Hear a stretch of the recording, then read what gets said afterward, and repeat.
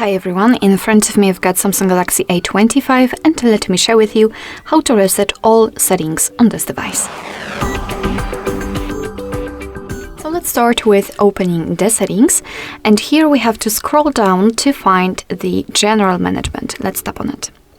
Then we have to scroll down again to find this reset option. And as you can see right here at the top, we've got the option we're looking for, reset all settings. So let's tap. Here your device is of course informing you what it will actually reset, so basically everything except the security settings, language settings, accounts, personal data and settings for downloaded apps. So if you're ready, tap on reset settings. Of course, you will have to confirm it with the screen lock if you've got one. And here you've got also the information that you cannot undo this action.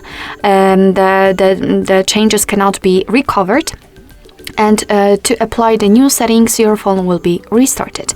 So all you have to do is to tap on reset and basically wait until your device will reset everything and restart itself.